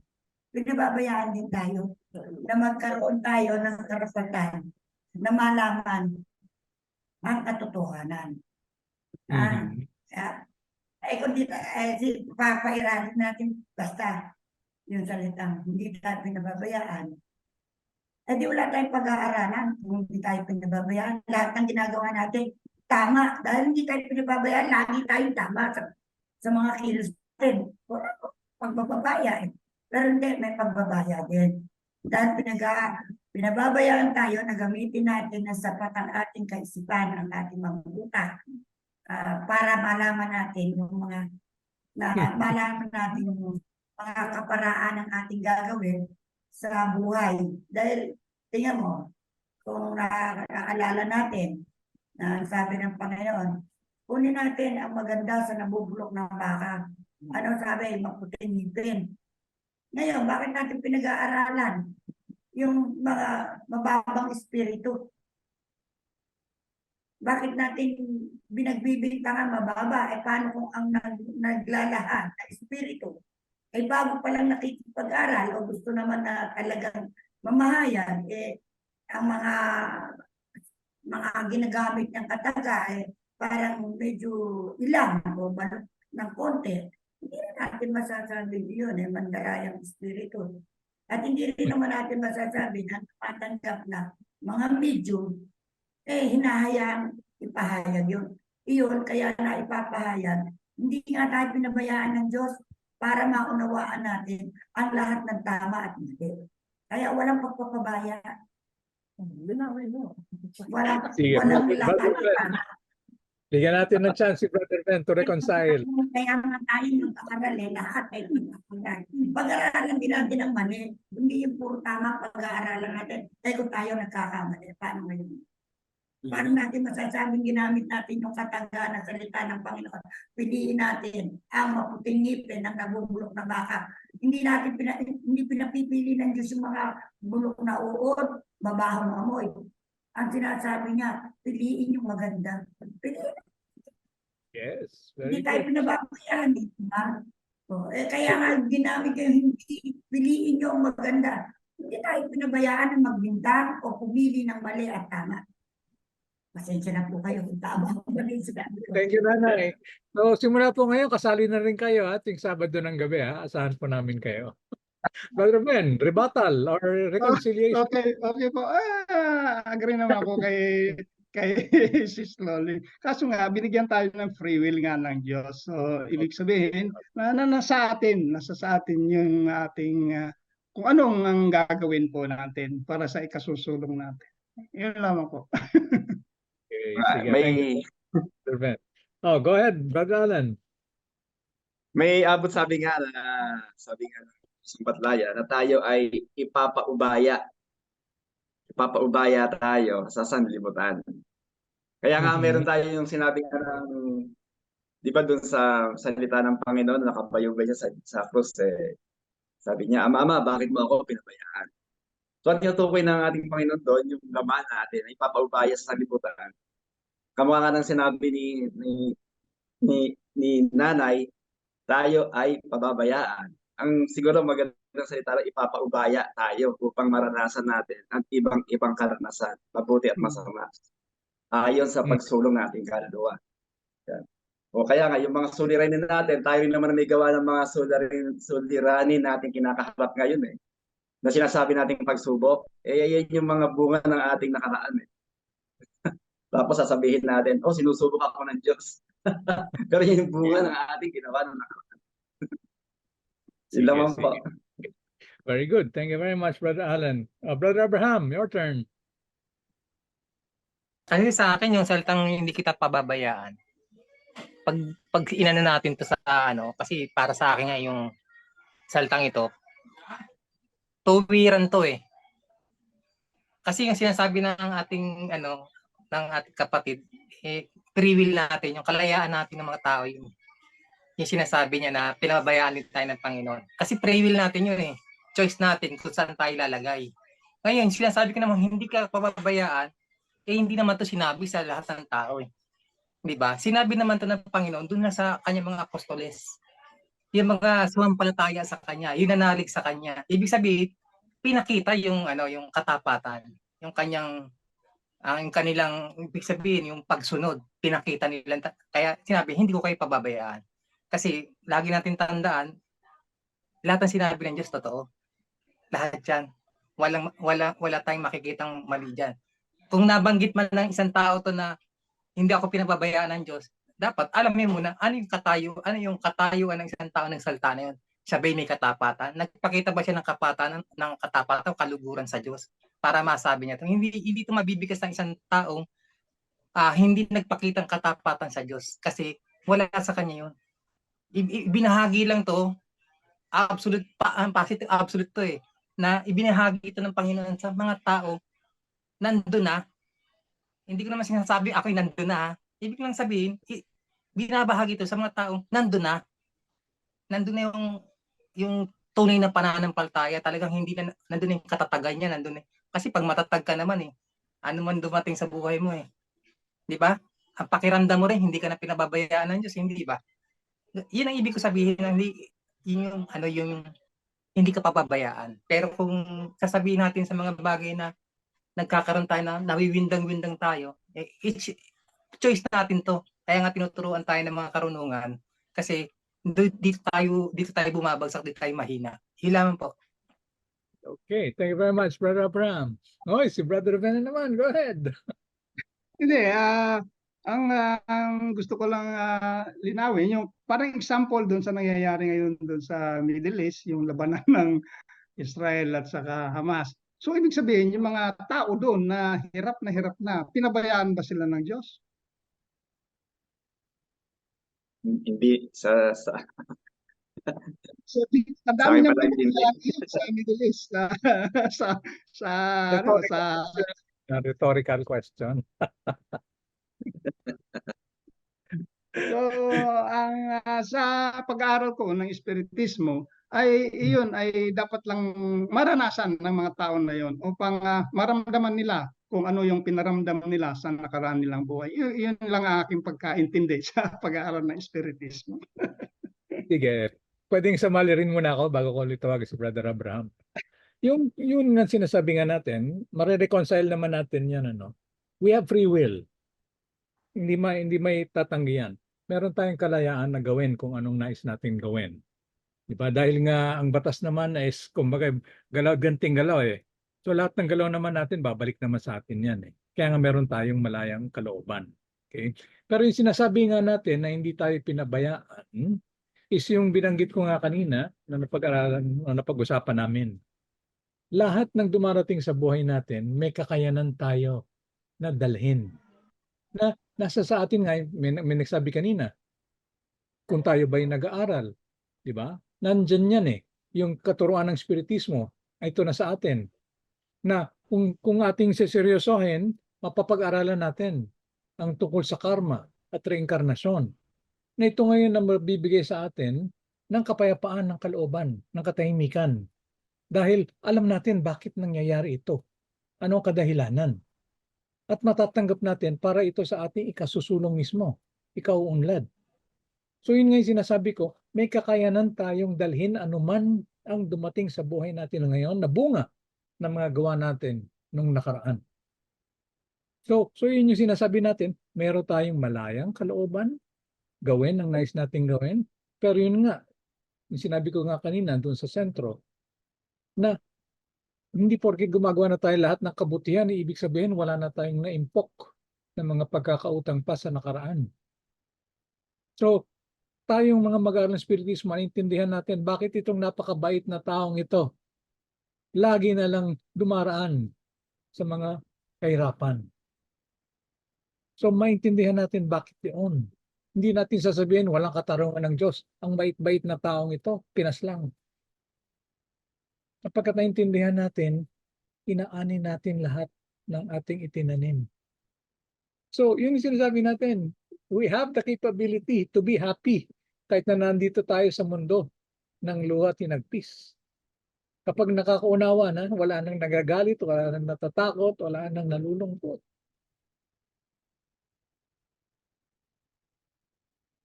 Galing, di ba? Yes, Brother Ben. At may dadagdag ko lang, at dahil mayroon tayong free will, ay kaya natin baguhin ang ating future life. Exactly. Yun ang kagandahan ng free will na ibinigay ng Diyos na regalo sa atin yung free will na kaya nating baguhin yung susunod nating buhay. Yun lang muna. Di ba? Nasa atin yung kapangyarihan na baguhin yung ating kinabukasan para magawa nating maaliwalas. Di ba? Nasa sa atin, we have the capability, yun nga sinasabi. Di ba? Nasa sa atin yung kakayanan. Ipinagkaloob na yan, kaya na kailangan lang natin maunawaan yung mga batas naturalesa para ating kapakinabangan. Thank you, Brother Ben. Ate Zen, go ahead. Magandang gabi mga kapatid. Good evening. Talagang napakaganda po ng ating pag-aaral dahil lagi ko na lang in-example sa sarili ko kasi madali mo kasing maipaliwanag pag naranasan mo. Meron na namang pangyayari sa akin na dahil nga sa pag-aaral natin, inilalagay ko siya sa isang positibo na posisyon dahil nga lagi kong iniisip na yun nga po yung mga kailangan natin pagbayaran.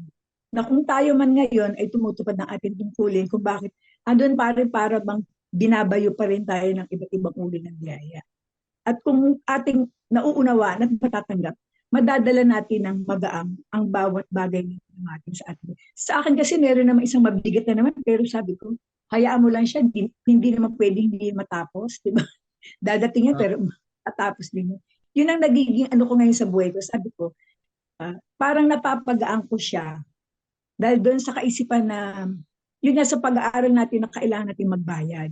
Ngayon, gumagawa ka ng mabuti, naglilingkod ka, pero bakit may mga dumadating para bang hindi siya natatapos? May dumating na hindi pa tapos, may dadating naman panibago. Parang ganun. Pero kung maiintindihan mo at lalagay mo ngayon sarili mo sa isang positibong posisyon, mapapagaan mo ang lahat ng bagay. Yun lang po mga kapatid. Thank you very much, Ate Zen. Brother Abraham, nagtataas ka kanina?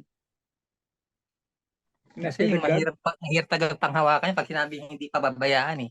Eh yung tanong ng kapatid, di ba? Eh ba't yung binuog ba ng Israel, ang daming namatay? Eh, yes. Lagi naman natin tandaan, minaaral din naman sa ating karma kolektiba na yan eh.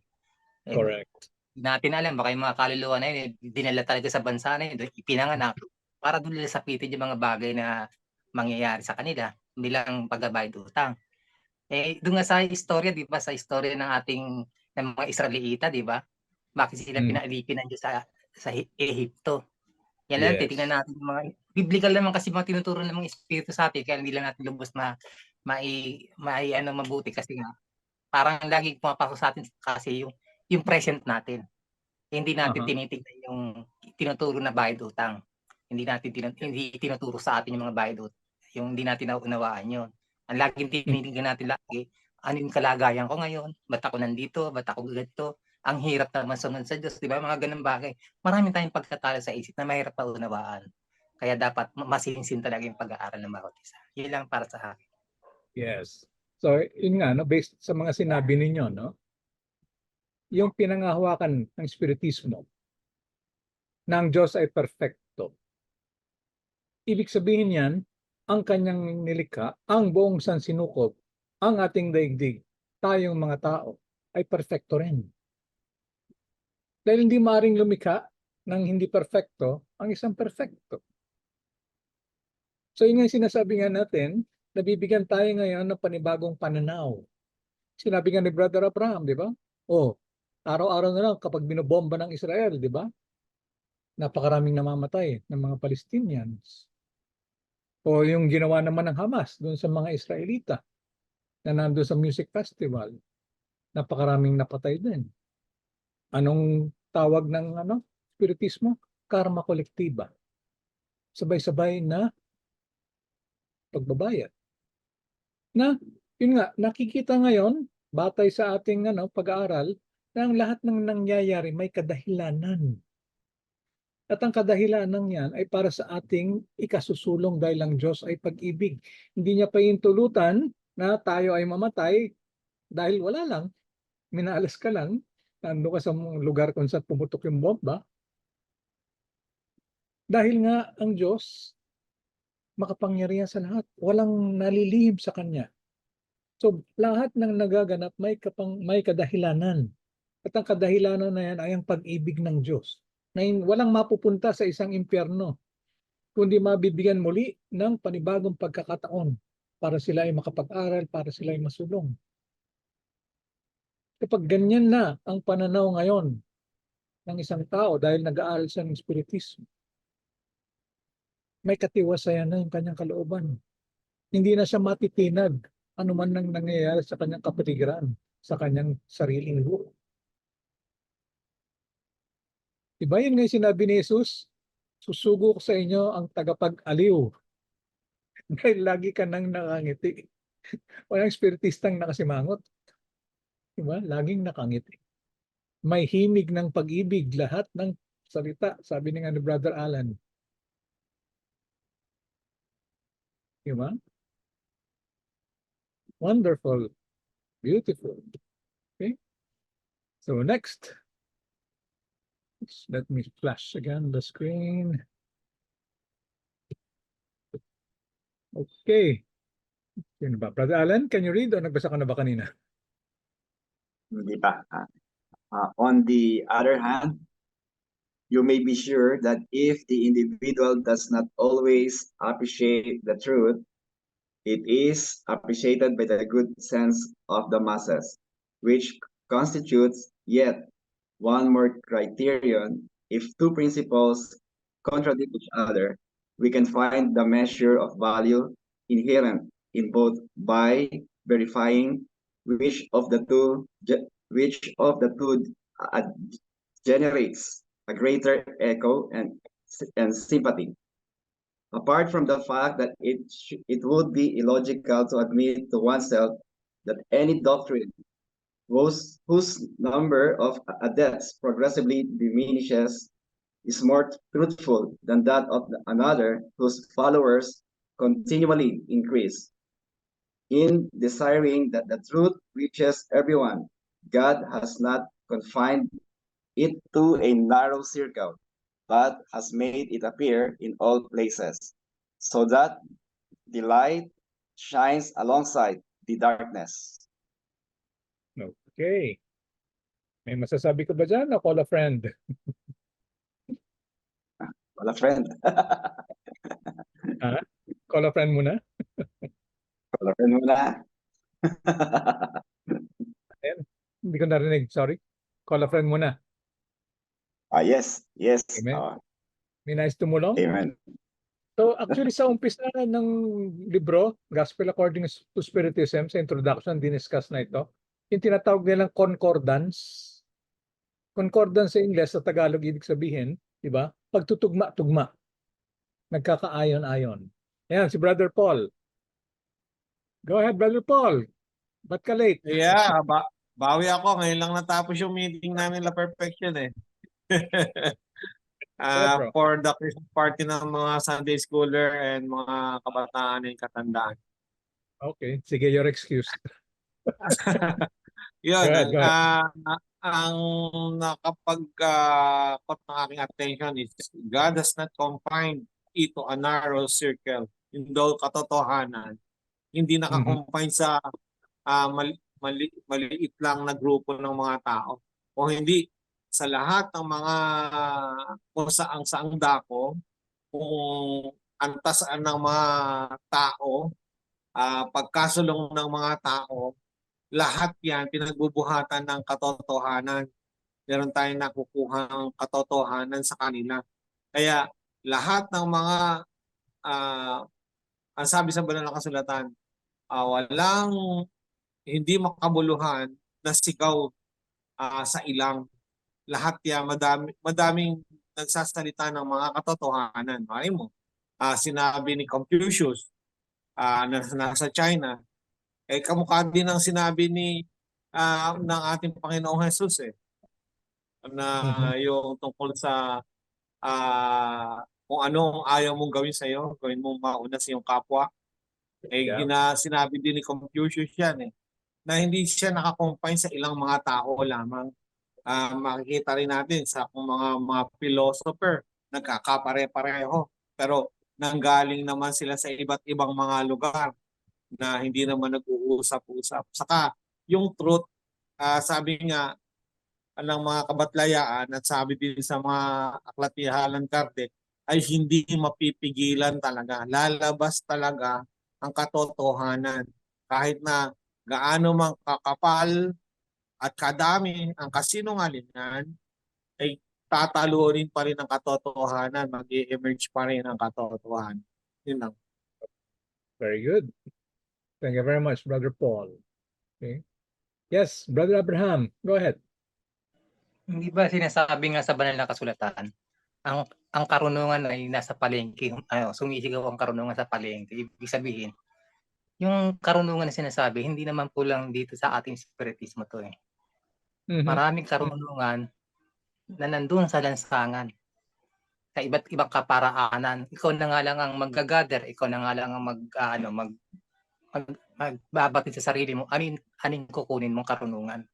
Kasi nga, merong karunungan ng tao na makatwiran din naman sa harapan ng Diyos na pwede natin magamit. Hindi naman porke sinabing tao lang hindi natin paniniwala. Yan ang nawala sa mga tao, yung hindi naging malawak ang pagtanggap sa mga bagay-bagay na hindi naman nila nasisiyasat na ito ba siguro marali tama rin naman. Yan ang biniwigan ng kapatid na Paul na na yung karunungan hindi lang naman sa isang lugar o isang samahan, kundi lahat yan nasa lahat ng dako. Sumisigaw yan, humihiyaw nga yan ayon doon sa banal na kasulatan. Yes. Okay, thank you very much, Brother Abraham. So yun nga yung nabanggit na nga ng dalawang kapatid pati sa simula, yung tinatawag nga natin na concordance. Dahil nga, tulad ng sinabi ni Brother Paul, Brother Abraham, ang Diyos hindi nagtatangi. Diba? Kasi sinabi nga natin, nung nilikha ng Diyos ang universo, nandyan ang kanyang mga batas naturalesa. Nakalatag na lahat.